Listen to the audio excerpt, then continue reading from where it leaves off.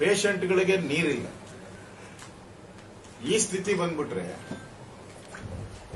ನನ್ಗನ್ಸ್ತತೆ, ನಾನು ಸದಾ ಹೇಳ್ತಾ ಇದ್ದೆ, ಯಾರು ನಂಬಕ್ಕೆ ತಯಾರಿಲ್ಲ. ಸರ್ಕಾರದಲ್ಲಿ ದುಡ್ಡಿಲ್ಲ, ಸರ್ಕಾರ ವ್ಯಾಪಾರ ಆಗಿದೆ. ನೋಡಿ, ಆಸ್ಪತ್ರೆ ನೀರು ಅಮ್ಮಮ್ಮ ಅಂದ್ರೆ ಒಂದು 20 ಲಕ್ಷ ರೂಪಾಯಿ ಖರ್ಚಾಗಬಹುದು ಅಷ್ಟೇ. ಈ 3 ದಿನದಲ್ಲಿ ಟ್ಯಾಂಕರ್ ಮುಖಾಂತರ ಬೋರ್ವೆಲ್ ವಾಟರ್ ಅನ್ನ ತಗೊಂಡಿದ್ರೆ ಒಂದು 20 ಲಕ್ಷ ಖರ್ಚಾಗುತ್ತೆ. 20 ಲಕ್ಷ ಖರ್ಚು ಮಾಡೋಕ್ಕೂ ಇವ್ರ ಕೈಲಿ ಆಗ್ತಾ ಇಲ್ಲ.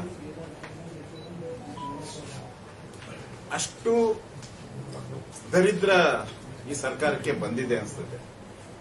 ಮತ್ತೆ ಈ ಸರ್ಕಾರ ಏನು ಬದುಕಿದೆಯಾ ಸತ್ತಿದೆಯಾ ಅಂತ ನಾನು ವಿರೋಧ ಪಕ್ಷದ ನಾಯಕನಾಗಿ ಸರ್ಕಾರನ ಕೇಳ್ತಾ ಇದ್ದೀನಿ. ಗಮನ ಹರಿಸಬೇಕಲ್ಲ.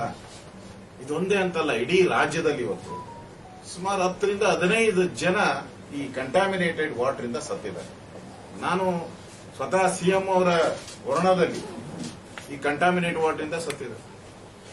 ನಾನು ಮೊನ್ನೆ ತುಮಕೂರ್ಗೆ ಹೋಗಿದ್ದೆ, 6 ಜನ ಸತ್ತಿದ್ದಾರೆ. ಮಂತ್ರಿಗಳ ಏರಿಯಾ ಅದು, ಮಂತ್ರಿಗಳ ಹೇಳಿದೆ 6 ಜನ ಸತ್ತಿದ್ದಾರೆ. ನಾನೇ ಸ್ಪಾಟ್ಗೆ ಹೋಗಿದ್ದೇನೆ. ಸಿದ್ದರಾಮಯ್ಯನವರು ವಾರ್ನಿಂಗ್ ಮಾಡಿದ್ರು, ಒಂದು ಮೀಟಿಂಗ್ ಕರೆದು, ಯಾರೇ ಈ ತರ ಕಲುಷಿತ ವಾಟರ್ ಅನ್ನ ಕೊಟ್ರೆ ಜಿಲ್ಲಾಧಿಕಾರಿಗಳನ್ನ, ಸಿಇಒನ ಸಸ್ಪೆಂಡ್ ಮಾಡ್ತೀನಿ ಅಂತ. ಇದುವರೆಗೂ ಒಬ್ಬ ಜಿಲ್ಲಾಧಿಕಾರಿನ, ಒಬ್ಬ ಸಿಇಒನ ಸಸ್ಪೆಂಡ್ ಮಾಡಿದ್ರು. ಸುಮಾರು 15 ಜನಕ್ಕೂ ಮೇಲ್ಪಟ್ಟು ಸತ್ತಿದ್ದಾರೆ. ಒಂದು ರೀತಿ ಈ ಸರ್ಕಾರ ಕುಡಿಯೋ ನೀರು ಕೊಡೋಕ್ಕೂ ಯೋಗ್ಯತೆಯನ್ನ ಕಳ್ಕೊಂಡಿದೆ ಅಂತ ಅನ್ಸುತ್ತೆ. ಆಸ್ಪತ್ರೆಗೆ ಎಮರ್ಜೆನ್ಸಿ ನಾನು ಹೇಳ್ತಾ ಇರೋದು, ಕುಡಿಯೋ ನೀರು ಒಂದ್ ಕಡೆ ಏನೋ ಕಾಯಿಸಿ ಮಾಡಿ ಮನೆಯಲ್ಲಿ ಕುಡಿತಾರೆ. ಆಸ್ಪತ್ರೆ ಎಮರ್ಜೆನ್ಸಿ, ಆಂಬ್ಯುಲೆನ್ಸ್ ಇಲ್ಲ ಅಂದ್ರೆ ಏನು ಸ್ಥಿತಿ ಆಗ್ಬೋದು. ಆಸ್ಪತ್ರೆ ಅಂದ್ರೆ ಇದು ಎಮರ್ಜೆನ್ಸಿ ಅಂದ್ರೆ ಎಲ್ಲಾ ಕಡೆ ಸ್ಟಾಪ್ ಆದ್ರೂ ಕೂಡ ಆಸ್ಪತ್ರೆಯಲ್ಲಿ ಯಾವುದೇ ಕಾರಣಕ್ಕೂ ವಿದ್ಯುತ್ ಶಕ್ತಿ ಇರ್ಬೋದು, ನೀರಿರ್ಬೋದು, ಹೋಗ್ಬಾರ್ದು ಅನ್ನೋದು ಸರ್ಕಾರದ ನಿಲುವು. ಇದು ಮಾನವೀಯತೆ ಬೇರೆ, ಮನುಷ್ಯತ್ವ, ಅದಕ್ಕಿಂತ ಮನುಷ್ಯತ್ವ.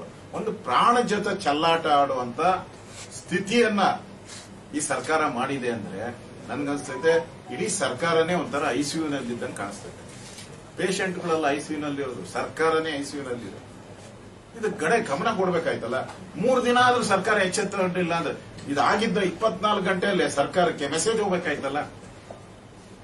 ಮಾಧ್ಯಮದವರು ಸುದ್ದಿ ಮಾಡಿ, ಮಾಧ್ಯಮದಲ್ಲಿ ಟೆಲಿಕಾಸ್ಟ್ ಆದ್ಮೇಲೆ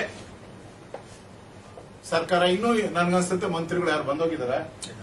ಯಾರು ಬಂದಿಲ್ಲ ಇನ್ನ ಮಂತ್ರಿಗಳು. ಮುಖ್ಯಮಂತ್ರಿ ಇದ್ರ ಬಗ್ಗೆ ರಿವ್ಯೂ, ಇಷ್ಟೆಲ್ಲ ಆಗಿದ್ರು ಒಂದು ರಿವ್ಯೂ ಮೀಟಿಂಗ್ ಇಲ್ಲ ಮುಖ್ಯಮಂತ್ರಿಗಳು.